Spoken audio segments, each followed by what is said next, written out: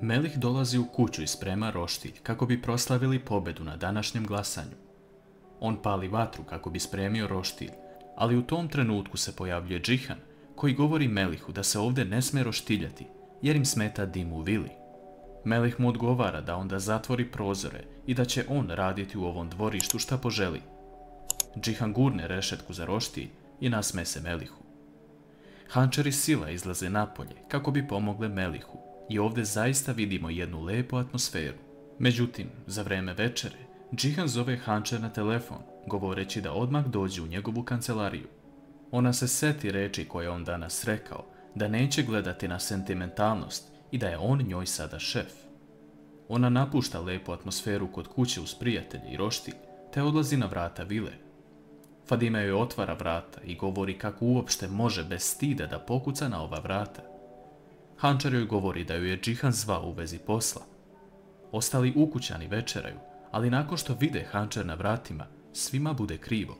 Po ulasku u Džihanovu kancelariju, Hančer već dobija mnogo posla. Džihan ju naređuje da uradi bilans fondacije i da spremi uputstva šta dalje da rade povodom fonda.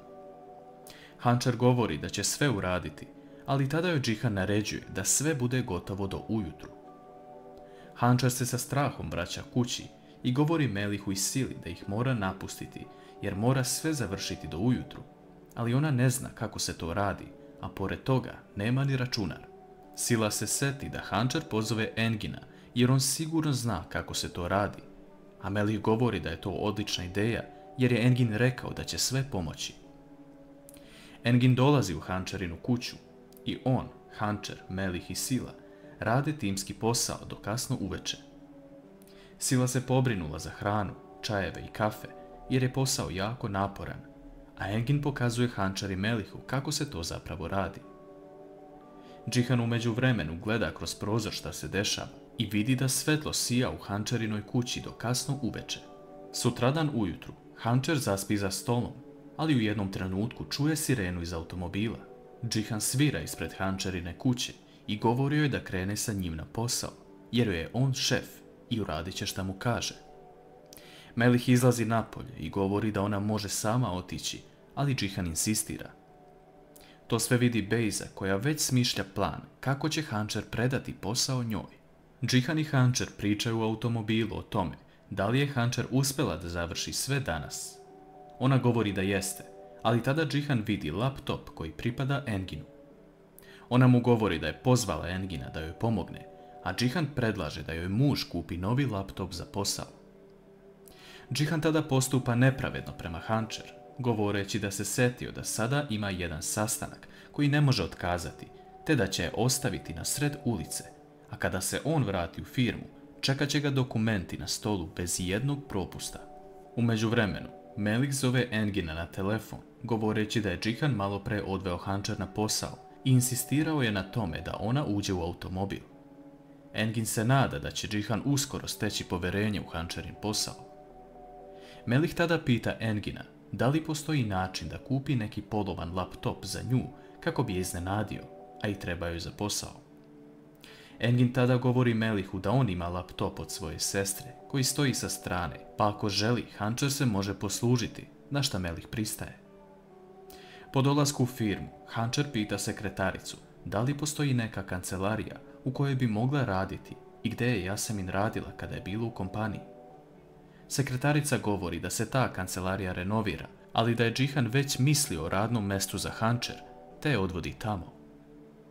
Hančer vidi da će joj ovaj put do uspjeha i ispunjavanja Yaseminine posljednje želje biti jako težak.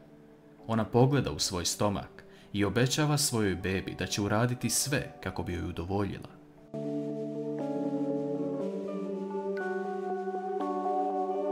Engin dolazi kod Hančer u kancelariju. Zapravo, Džihan je postavio Hančer u svoju kancelariju da budu odvojeni 2 metra jedno od drugog, dok se njena buduća kancelarija ne renovira. Engin shvata šta je Džihanov plan, ali nikada mu ne bi palo na pamet da uradi nešto ovako. Džihan ulazi u kancelariju, ali ne želi nikome da kaže ni dobro jutro.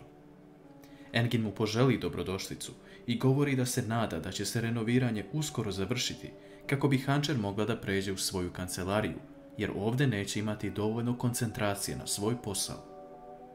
U tom trenutku Džihanova sekretarica ulazi u kancelariju i prenosi Džihanu da ga napolju čeka jedan prijatelj koji ga poznaje po imenu Jigit. Džihan priča sa Jigitom, dok Hančer sluša sve sa strane. Džihan ne poznaje tog mladića, ali tada mu on govori da je zapravo Džihan poznavao njegovog brata u vojsci. Džihan se seti svog prijatelja iz vojske i shvati da ovaj momak dolazi iz poštene porodice. On saopštava Džihanu da je njegov brat izgubio život prošle godine i da se njegova porodica sada preselila u Istanbul, ali da teško žive. Jigit pita Džihana da mu bude preporuka za neki posao, ali tada Džihan odgovara da mu neće biti nikakva preporuka. Ove Džihanove reči zbune Jigita i Hančer, ali tada Džihan ustaje i zagrli Jigita, govoreći da on neće raditi ni kod koga, već kod njega lično. Džihan daje ključ od automobila Jigitu i posao da bude njegov lični vozač. Jigit odlazi u odeljenje za ljudske resurse i završava svoj posao, ali tada Džihan prolazi tuda, pitajući jednog zaposlenog da li je sve prošlo u redu. Taj čovjek mu govori da je sve u redu, ali da imaju jedan drugi problem. Naime, Bejza je sinoć zvala sve donatore za fondaciju koju Hančer sada vodi i rekla im da fondaciju sada vodi osoba koja nema veze sa porodicom Deviroglu. Donatori su počeli da se povlače jedan po jedan i Džihan odlučuje da će fondacija biti ugašena. On se vraća u kancelariju i govori Hančer da je fondacija ugašena i da je jedini način da se ona vrati nazad to da Hančer uradi šta god može da vrati donatore, jer kompanija Deviroglu može finansirati fondaciju samo još jedan mjesec. S druge strane, Derya odlučuje da ode u jedan salon za lepotu, pošto je vidjela da se prodaje poslovni prostor. Ona dobija ceo tretman za lice i kosu od gazdarice, ali ona joj traži 1,5 miliona lira za ovaj lokal. Derya je spremna na sve kako bi kupila lokal i započela novi biznis, ali da li će uspjeti u tome? Hančer odlazi kod Engina i govori mu šta se desilo. Engin shvati da je ovo nečija igra i da mora tražiti odgovor lično od Džihana. Engin ljutito ulazi u Džihanovu kancelariju i pita ga šta ovo treba da znači da fondacija koja je godinama trajala i pomagala ljudima nestane preko noći. On navodi to da kompanija Deviroglu može finansirati ovu fondaciju čitav život, a da je Džihan ipak odlučio da ponudi samo mjesec dana. Džihan ustaje i govori Enginu da misli da je ovo Bejzino delo, jer je jako teško podnela poraz. Engin govori da može biti da je tako, ali da zna da će on od sada biti na Hančerinoj strani šta god se desilo. Engin ne može da prihvati ovo što se dešava i on se trudi da na svaki mogući način pomogne Hančer u borbi protiv ovoga što se dešava u fondaciji.